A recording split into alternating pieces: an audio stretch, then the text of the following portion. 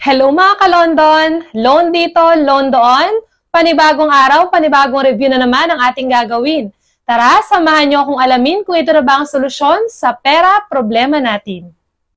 Minsan, dahil sa hirap ng buhay at sa taas ng mga presyo ng mga bilihin ngayon, hindi talaga maiwasan na tayo ay kapusin at kailangang maghanap ng pwede nating mautangan.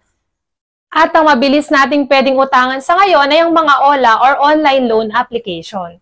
Kaya naman, ginagawa natin ang ganitong pagre-review para tulungan kayong makahanap ng legit na OLA na pwede nyong pag-utangan. Kaya kung bago ka nga lang pala sa channel na ito ay mag-subscribe ka na at i-click ang notification bell para lagi kang updated sa mga susunod pa nating mga videos. Ang OLA nga pala na re-reviewin natin ngayon ay ang Kashama Loan App. Bago nyo nga pala i-download ang application na ito, ay siguraduhin tapusin muna ang video hanggang dulo para malaman ninyo kung legit ba o hindi ang nasa ads nila. Dito sa ating review ay tuturuan ko nga pala kayo ng step-by-step procedure ng paglo-loan at kung magkano na lang ba ang makukuha ninyo sa amount na ilo-loan ninyo. Huwag na nating patagalin pa, simulan na natin. Dito nga pala sa OLA na ito ay pwede kang mag-loan kahit wala kang trabaho at kahit ikaw ay estudyante pa lang. Pwede kang mag-loan mula 2,000 pesos hanggang 20,000 pesos na pwede mong bayaran mula 1 month up to 6 months. Maraming ID na pwedeng pagpilian, kabilang na dyan ang PhilSys o yung ating national ID. At pwede kang mag-loan basta ikaw ay 18 years old and above at isang Filipino citizen.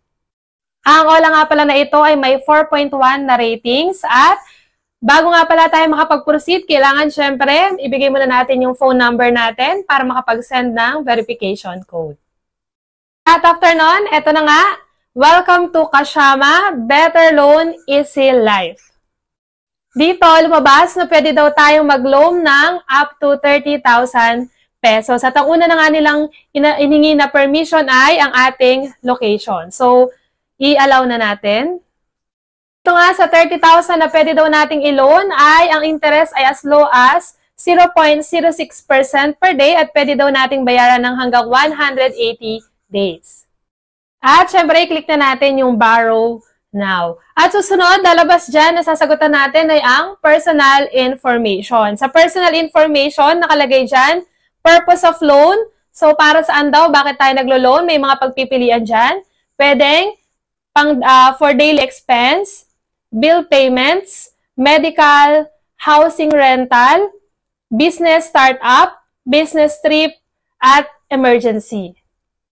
Dito ay tatanungin ka rin nila kung ilan ba ang credit cards mo. Kung wala naman, ilagay mo lang ay 0. May sasagutan ka rin dito nakalagay have income or no income. Pag pinili mo ay mayroon kang income, sasagutan mo dito kung anong industry na bibilang, type of industry, yung iyong source of income, job occupation, kung anong trabaho mo, years of work, gaano ka nakatagal sa iyong trabaho, payroll period, tuwing kailan ka sumasahod, at kailan yung next payday.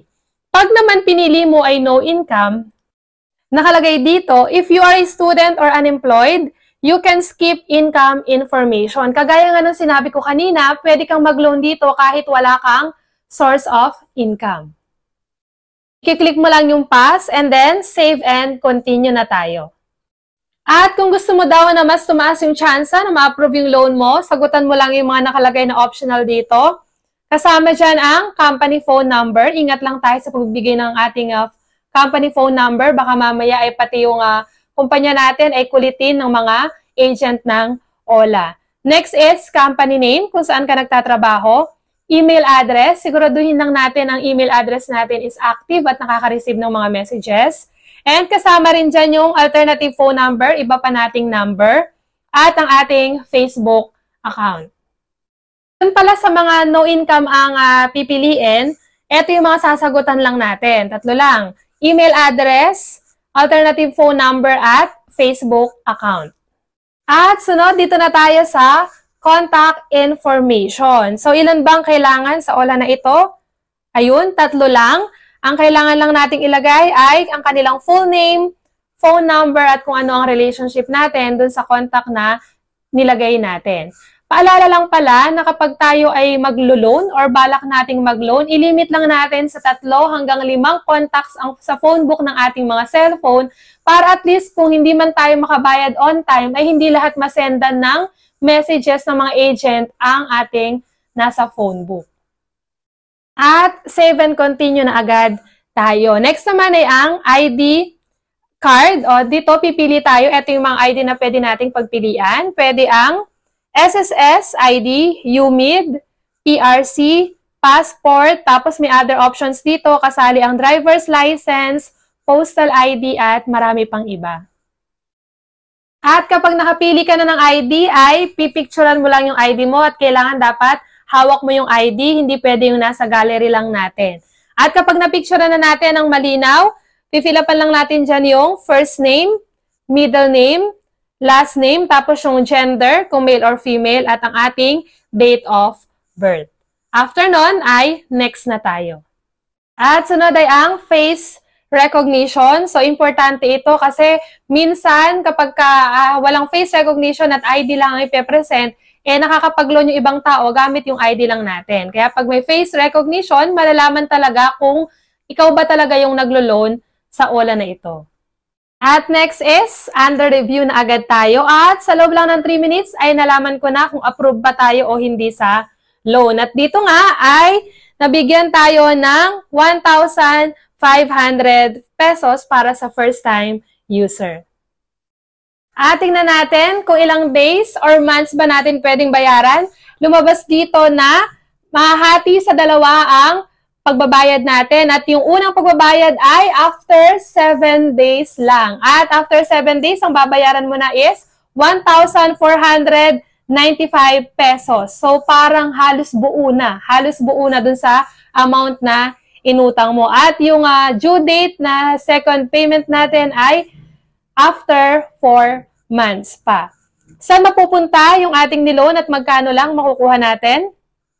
Total expenses daw is 600 pesos. Tapos yung service charge nila is 16.80 pesos. Ang ating makukuhang amount lang dun sa 1,500 na niloan natin is 883.20 pesos. So halos kalahati ang mawawala dun sa ating niloan. Kitang-kita naman po na halos kalahati dun sa niloan natin na 1,500 pesos ang mababawa. So, hindi recommended ang OLA na ito, pero syempre, nasa sa inyo pa rin po ang desisyon kung itutuloy nyo pa rin ang paglo-loan at nangangailangan talaga kayo ng pera.